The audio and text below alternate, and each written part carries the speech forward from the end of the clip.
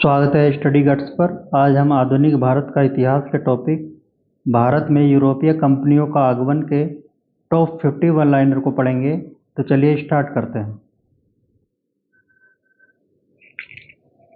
पुर्तगाली साम्राज्य एवं समुद्री एकाधिकार। वास्को डी गामा ने किस गुजराती नाविक की सहायता से भारत का मार्ग खोजा था? तो ये थे अब्दुल मजीद, अहमद इब्न मजीद। वास्को डी गामा पहली बार कालीकट बंदरगाह पर किस तिथि को पहुंचा था? तो 20 मई 1498 को पहुंचा था। वास्को डी गामा के भारत आगमन पर कालीकट के किस स्थानीय हिंदू शासक ने उसका स्वागत किया? तो जमोरिन ने किया था। पुर्तगालियों ने भारत में पहले सुदृढ़ दुर्ग फैक्ट्री की स्थापना कब और कहाँ की थी? तो 1503 ईस्वी में कोचीन में की थी। नेक्स्ट,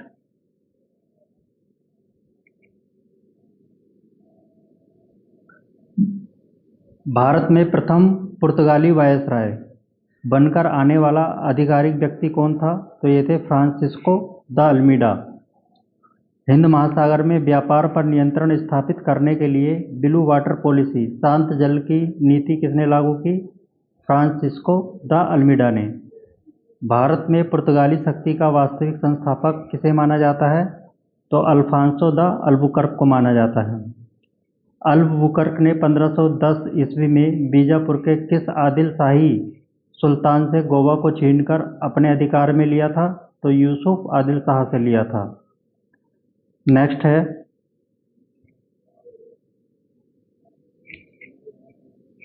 किस पुर्तगाली गवर्नर ने भारत में पुर्तगालियों की आबादी बढ़ाने के लिए भारतीय महिलाओं से विवाह करने की नीति अपनाई थी? तो ये थे अल्फांसो द अल्बुकर्क। पुर्तगाली गवर्नर जिसने आधिकारिक रूप से राजधानी को कोचीन से गोवा स्थानांतरित किया था? तो ये थे नीनो डी कुन्हा 1530 ईस्वी में। नेक्स्ट है, पुर्तगालियों द्वारा समुद्री व्यापार को नियंत्रित करने के लिए लागू की गई व्यवस्था परमिट प्रणाली क्या थी? तो ये थी कार्टज आर्मेडा काफिला पद्धति। यूरोपीय शक्तियों में भारत में सबसे पहले 1498 आने वाले और सबसे अंत 1961 में जाने वाले कौन थे? तो ये थे पुर्तगाली। सबसे पहले आए और ये सबसे बाद में गए। दिसंबर 1961 में भारतीय सेना ने किस सैन्य ऑपरेशन के तहत गोवा, दमन और दीव को पुर्तगालियों से मुक्त कराया था? तो ये था ऑपरेशन विजय, वेरी इंपॉर्टेंट। भारत में तंबाकू की खेती, लाल मिर्च की खेती और जहाज रानी उद्योग शुरू करने का श्रेय किसे दिया जाता है? पुर्तगालियों को दिया जाता है। नेक्स्ट है,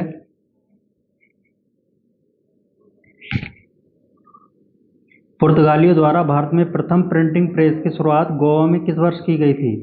तो 1556 ईस्वी में की गई थी।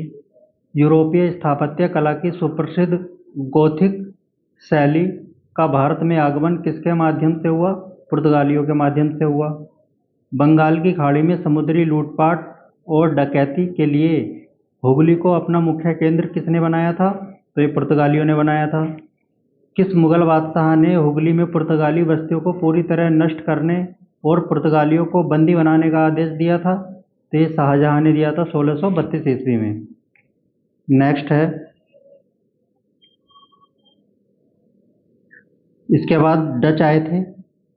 डच हॉलैंड के थे का आगमन एवं व्यापारिक एकाधिकार।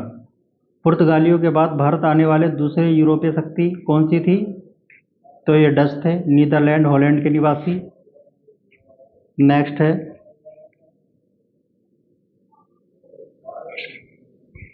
भारत के साथ व्यापार के लिए सर्वप्रथम संयुक्त पूंजी कंपनी, जॉइंट स्टॉक कंपनी शुरू करने का श्रेय किसे जाता है? तो डचों को जाता है। 1602 ईस्वी में स्थापित डचों ने भारत के कोरोमंडल तट पर अपनी पहली व्यापारिक कोठी फैक्ट्री कहाँ स्थापित की थी? मसूलीपट्टनम में की थी 1605 ईस्वी में। डचों ने तमिलनाडु के पुलिकट में अपनी गद्दी स्थापित कर वहाँ कौन से प्रसिद्ध सोने के सिक्के ढाले थे? तो ये पैगोडा कहलाते थे, पैगोडा। भारतीय वस्त्रों को मसालों की जगह निर्यात की मुख्य वस्तु बनाने का श्रेय किस यूरोपीय शक्ति को है डचों को। नेक्स्ट है, डचों ने बंगाल में अपनी पहली स्थायी फैक्ट्री कहाँ और कब स्थापित की थी? तो ये पिपली में की थी 1627 ईस्वी में, बाद में चिंसुरा स्थानांतरित कर दी गई थी। चिंसुरा बंगाल में पड़ता है। चिंसुरा में डच व्यापारिक केंद्र की सुरक्षा के लिए बनाए गए सुदृढ़ किले का नाम क्या था? तो ये था फोर्ट गुस्तावुस। 1759 ईस्वी में अंग्रेजों और डचों के बीच लड़ा गया वह निर्णायक युद्ध कौन सा था जिसने भारत में डच शक्ति को पूरी तरह समाप्त कर दिया? तो ये था बेदरा का युद्ध, बैटल ऑफ बेदरा। बेदरा के युद्ध 1759 में डचों को बुरी तरह पराजित करने वाली अंग्रेजी सेना का नेतृत्व किसने किया था? तो ये किया था रॉबर्ट क्लाइव ने। नेक्स्ट है, ब्रिटिश ईस्ट इंडिया कंपनी एवं शाही फरमान। लंदन में ईस्ट इंडिया कंपनी की स्थापना के समय भारत का मुगल बादशाह कौन था? ईस्ट इंडिया कंपनी के समय मुगल बादशाह था अकबर, दिसंबर 1600 ईस्वी। महारानी एलिजाबेथ प्रथम ने ईस्ट इंडिया कंपनी को पूर्व के देशों के साथ व्यापार करने के लिए कितने वर्षों का प्रारंभिक एकाधिकार दिया था? तो 15 वर्ष का एकाधिकार दिया था व्यापार करने के लिए। नेक्स्ट,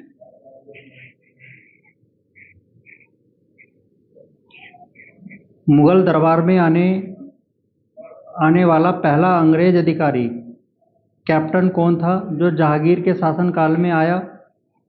तो कौन आया था जहांगीर के शासन काल में? कैप्टन विलियम हॉकिंस 1608 ईस्वी में आया था।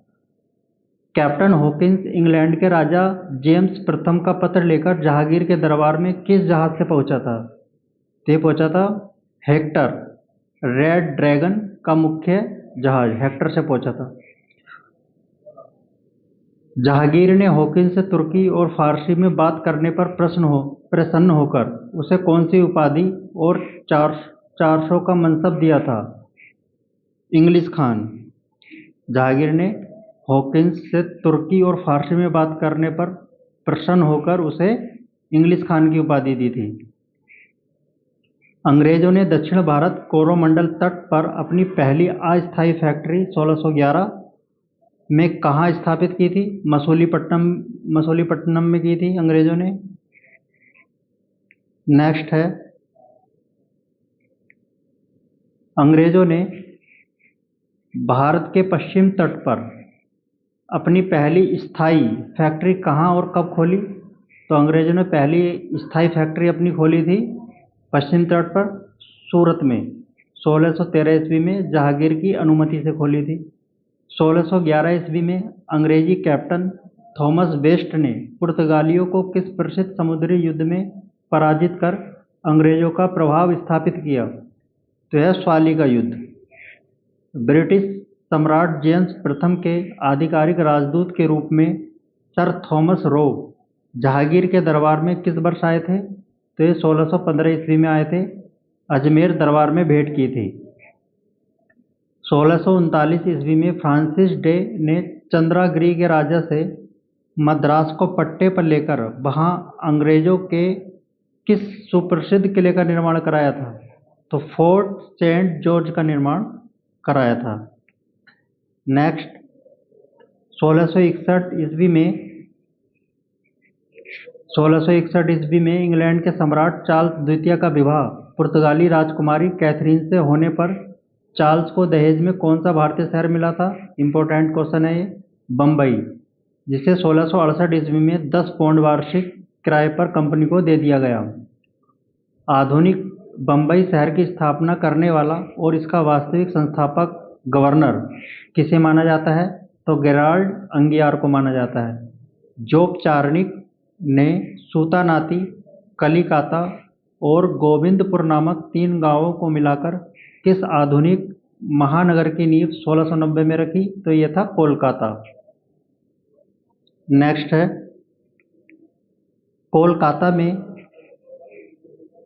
कोलकाता में अंग्रेजों द्वारा स्थापित व्यापारिक कोठी की सुरक्षा के लिए निर्मित प्रसिद्ध किले का क्या नाम रखा गया? कोलकाता में अंग्रेजों द्वारा अपनी व्यापारिक कोठी की सुरक्षा के लिए निर्मित प्रसिद्ध किले का क्या नाम रखा गया? Fort William. 1700 ईस्वी। 1717 ईस्वी में किस मुगल सम्राट ने जॉन सरमन मिशन की सहायता पर ब्रिटिश कंपनी को व्यापार का महाअधिकार पत्र मैग्ना कार्टा जारी किया? तो ये किया था फर्रुखसियर ने। 3000 रुपये वार्षिक करके बदले मुफ्त व्यापार। उसके बाद डेनिश आए। डेनिश एवं फ्रांसीसी कंपनियों का आगमन एवं व आंग्ल फ्रांसीसी संघर्ष। चलिए देखते हैं। 1616 ईस्वी में भारत आने वाली डेनिश कंपनी ने बंगाल में अपना सबसे प्रमुख व्यापारिक केंद्र कहाँ स्थापित किया था? तो इन्होंने किया था श्रीरामपुर में 1676 ईस्वी में। भारत में व्यापार के लिए आने वाली अंतिम प्रमुख यूरोपीय शक्ति कौन सी थी? फ्रांसीसी सबसे बाद में आए भारत में। 1664 ईस्वी में आगमन। फ्रांसीसी ईस्ट इंडिया कंपनी की स्थापना फ्रांस के किस राजा और उनके मंत्री के प्रयासों से हुई? तो राजा लुई 14वें एवं मंत्री कोलवाल्ट द्वारा। यह पूर्णतः सरकारी नियंत्रित थी। फ्रांसीसियों ने भारत में अपनी पहली व्यापारिक फैक्ट्री कहाँ और किसके नेतृत्व में स्थापित की थी? तो पहली फैक्ट्री फ्रांसीसियों ने सूरत में की थी 1668 ईस्वी में फ्रैंको कैरो द्वारा। नेक्स्ट है